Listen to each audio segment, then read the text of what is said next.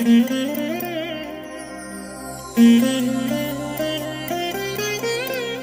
దినం పరము నుండి దిగివచ్చు మాట. ఇది నీ జీవితానికి వెలుగుల బాట. నీ ఒడిలో ఉంచబడిన దీవెనల మూట, అద్భుతాల ఆనంద ఊట. సెప్టెంబర్ 15.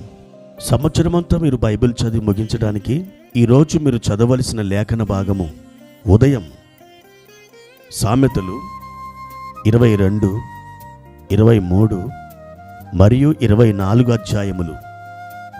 సాయంత్రం 2వ కొరింథీ పత్రిక 8వ అధ్యాయము. ప్రియమైన దేవుని బిడ్డలారా, ఈ ఉదయకాల సమయంలో ప్రభు యొక్క కృప మిమ్మల్ని ఆవరించునుగాక. ఆయన బలమైన చేతులు మిమ్మల్ని ఎల్లప్పుడూ ఆదుకొనడానికి సిద్ధముగా ఉన్నాయి. ఆయన రెక్కల నీడలో మీకు నెమ్మది కలుగుచున్నది, విశ్రాంతి దొరుకుతుంది. కాబట్టి మీరు ఎల్లప్పుడూ ఆయన రెక్కల నీడలో ఉండడానికి మీరు ప్రయత్నించండి. ఈ ఉదయం ప్రభువారు మనకిచ్చిన వాక్య భాగాన్ని చదువుకుందాం. అపోస్తలుడైన పౌలు రోమీలకు రాసిన పత్రిక 8వ అధ్యాయము 28వ వచనం. దేవుని ప్రేమించు వారికి, అనగా ఆయన సంకల్పము చొప్పున పిలువబడిన వారికి మేలు కలుగుటకై సమస్తమును సమకూడి జరుగుచున్నవని ఎరుగుదుము. క్రొత్త నిబంధనలో ఒక అద్భుతమైన వాగ్దానం.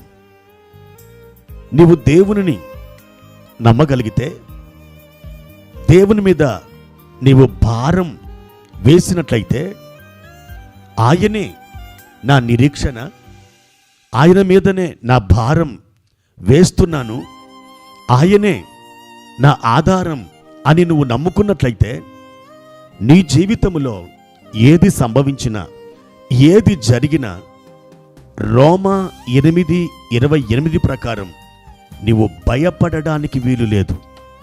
ఎందుకని?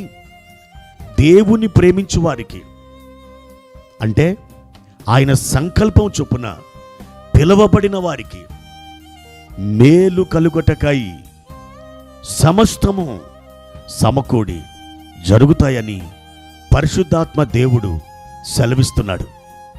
అవును ప్రియ దేవుని బిడ్డలారా, మీ జీవితంలో ఏది కూడా అనుకోకుండా సంభవించదు. ఎందుకనంటే నీవు దేవుని యొక్క ప్రణాళికలోకి వచ్చావు కనుక నీ జీవితంలో జరిగే అది చిన్నది కానీ, అది పెద్దది కానీ, అది మేలే కానీ, అది కీడే కానీ, అది మరి ఏదైనా కానీ దేవుని యొక్క ప్రణాళిక బద్ధముగా జరుగుతాయని ఈ వచనాన్ని బట్టి మీరు నమ్మండి. ప్రియ దేవుని బిడ్డలారా, బైబిల్ గ్రంథంలో రూతు అనే ఆ పుస్తకాన్ని మనం చూసినట్లయితే, రూతు తన భర్తను కోల్పోయి తన అత్తని వెంబడిస్తూ మోయాబు దేశము నుండి ఆమె బెత్లెహేము వరకు నడుచుకుంటూ వారిద్దరు కూడా ప్రయాణం చేస్తూ ఆ బెత్లెహేము ప్రాంతానికి వచ్చిన తర్వాత ఆ రూతు మరి తినడానికి భోజనం లేదు. ఎలా? తాను తన అత్త ఇద్దరు కూడా ఆకలితో అలమటించవలసిందేనా? అప్పుడు ఆమె ఏమి చేసిందో తెలుసా?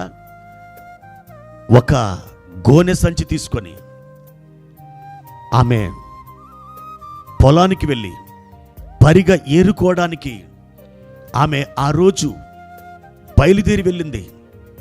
దేవుని బిడ్డలారా, ఆమె వెళ్ళినటువంటి పొలం ఎవరిదో ఒక అపరిచితుని పొలం కాదు. ఆ పొలం బోయాజు యొక్క పొలం. ఆ పొలంలో బోయాజు ఆమెను చూచాడు, ఆమెను పిలిచాడు, ఆమెకి కావలసిందల్లా ఆమెకు సమకూర్చాడు. తాను తన అత్త సంతోషించారు. ఆ తర్వాత అత్త యొక్క ఆలోచన ప్రకారం రూతు సమస్తం చేయడం మొదలుపెట్టింది. ఆ కళ్ళం దగ్గరికి వెళ్ళింది, బోయాజును కలుసుకుంది. ఆ తర్వాత బోయాజు పెద్దల సమక్షంలో బెత్లెహేము ఆ ఊరి యొక్క గవిని దగ్గర ఆమెని వివాహమాడడానికి నిశ్చయించుకున్నాడు. అవును దేవుని బిడ్డలారా, ఆ విధంగా బోయాజు కుటుంబంలో రూతు చేర్చబడింది. ఆ రూతు యొక్క గర్భము నుండి ఓబేదు, ఓబేదు యొక్క గర్భం నుండి యెషై, యెషై యొక్క గర్భం నుండి దావీదు, దావీదు యొక్క వంశముల నుండి మన ప్రభు అయిన యేసుక్రీస్తు వారు వచ్చారు. ఆ రోజున రూతు అనుకోకుండా ఆ పొలానికి వెళ్ళలేదు. దేవుని బిడ్డలారా, అంతా ప్రణాళికాబద్ధంగా జరిగింది.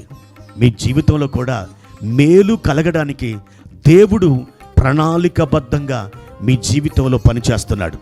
దీనిని మీరు మర్చిపోవద్దు. దీనిని మీరు జ్ఞాపకములో ఉంచుకోవాలి. నా దేవుడు నన్ను మర్చిపోలేదు, ప్రణాళికాబద్ధంగా ఆయన సంకల్పం చొప్పున నన్ను నడిపిస్తున్నాడు, ప్రతి అడుగు వేయిస్తున్నాడు అని మీరు నమ్మండి. ప్రభునందు నిరీక్షణ గలవారై ముందుకు సాగండి. ఒక గొప్ప అద్భుతాన్ని మీరు పొందుకుంటారు. అది మీ ఒడిలో పోయబడుతుంది. ఆ రోజున మీ ఆనందానికి పట్టపగ్గాలుండవు. అంత అద్భుతమైన రీతిలో మీరు ఆదరించబడతారు, వర్ధిల్లుతారు. అద్భుతాల ప్రభంజనం మీ జీవితంలో జరుగుతుంది. మీరు దేవుణ్ణి మహిమపరుస్తారు. ప్రార్థన. పరిశుద్ధుడైన తండ్రి, ప్రేమ కలిగిన దేవా, ఈ ఉదయకాల సమయంలో మీకు వందనాలు చెల్లిస్తున్నాం. మా జీవితంలో సమస్తమును మేలుకరముగా మార్చడానికి ప్రతి పరిస్థితిని మీ ప్రణాళిక చొప్పున మీరు మలుచుకుంటున్నారు. మీరు మాకు మేలు కలిగించడానికి ప్రతి పరిస్థితిని అయ్యా మీరు వాడుకుంటున్నారు. మీ పరికరాలుగా మీరు వాడుకొని మాకు మేలు చేయడానికి ఇష్టపడుతున్నారు. మా తండ్రి, మా ప్రియులను ఒక్కసారి జ్ఞాపకం చేసుకొని ధైర్యపరిచి సమాధానముతో నింపుమని యేసుక్రీస్తు నామములో ఈ ప్రార్థన అడిగి వేడుకుంటున్నాము తండ్రి. ఆమేన్.